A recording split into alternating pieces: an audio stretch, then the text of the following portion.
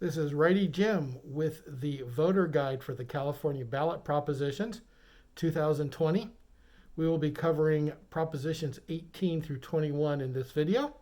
The previous propositions were covered in a prior video, which is online, and the other 4, 21 through 25, will be in another video, which you'll be able to view online shortly. All right, let's start with Proposition 18, amends the California Constitution, permitting 17-year-olds to vote in primary and special elections if they will turn 18 by the next general election, otherwise be eligible to vote. California Constitution is currently set to that permit individuals that are 18 years of age at the time of the election to vote. This will allow them to vote at 17 if they will be eligible for the next election at 18.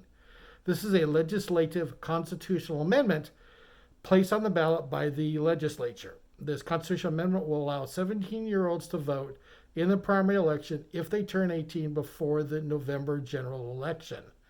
Primary elections can have consequences and can have propositions on them that are not on the general election, or could have bond or other local issues. So you are thereby giving 17-year-olds the right to vote on propositions and bond issues.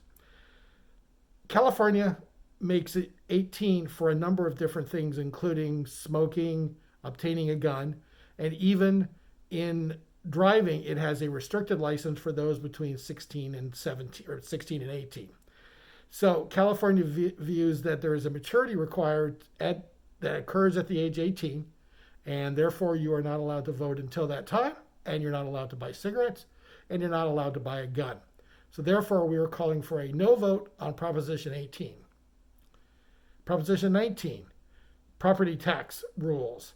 This is the one that you've seen probably a number of commercials on. Allows homeowners who are over 55, disabled, or wildfire disaster victims to transfer property residences, primary residences, tax base to replacement residences. Changes the taxation from family property transfers.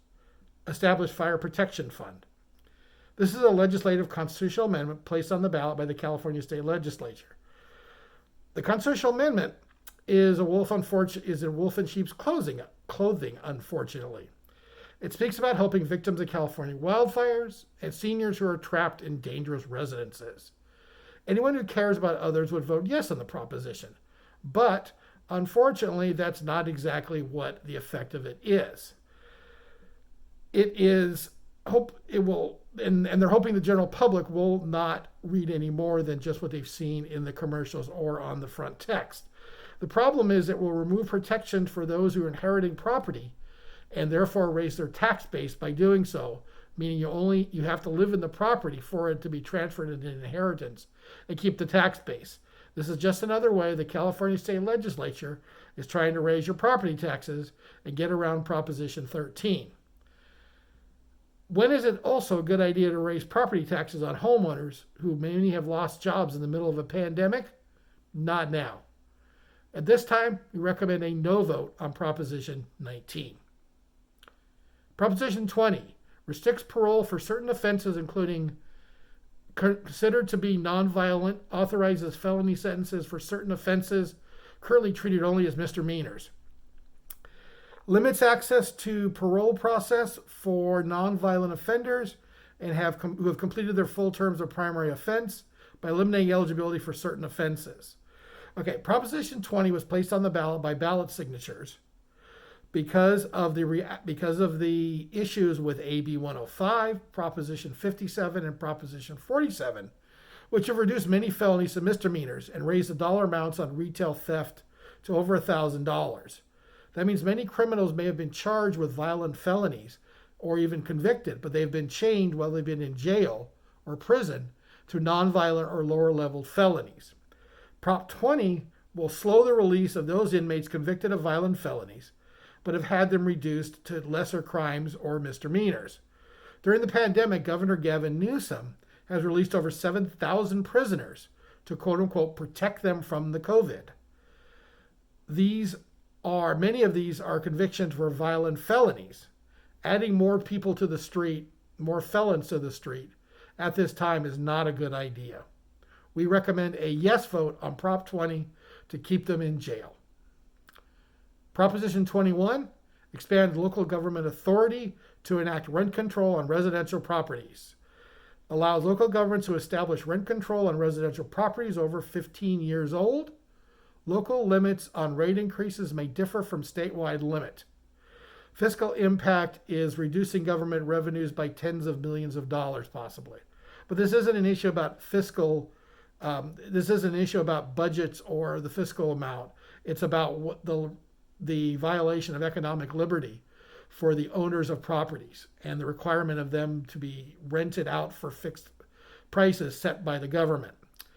This is a ballot proposition with the purpose of implementing rent control in California. This was previously attempted 2 years ago as Proposition 10. About $100 million was spent by both sides on the proposition, and it lost by about 60-40. Proposition 21 is relabeled and is the same attempt again. Rent control is not a cure for homelessness. The people who are advocating the yes vote claim that it will protect families and end homelessness. It will do neither. Most people that are homeless are because of mental health or drug abuse issues, not because they have had their rent go up. Plus, because of the pandemic, with the desire to live in less dense areas and the ability to work from almost anywhere now, as millions and millions are working from home, we've seen rents in the San Francisco Bay Area, which is the main area of focus for the main driver for putting this on the ballot. We've seen rent fall precipitously over the last few months. In September, rents fell 7% month over month from August, which is a huge amount. And they have fallen over 20% year over year from 2019. With rapidly falling rents, further reducing the need for rent control, this makes this ballot proposition an exercise in government control where none is needed. At this time, we recommend a no vote on Proposition 21. Okay, that wraps up those four propositions. Propositions 22 and 25 are in the additional video. Please watch the third video for those, our voter guide. Also, don't forget, register to vote. October 19th is the last day you can register. And remember what we've said before, if you don't register to vote, you don't have a right to complain. Righty, Jim, with the Kipper Voter Guide. Have a good day.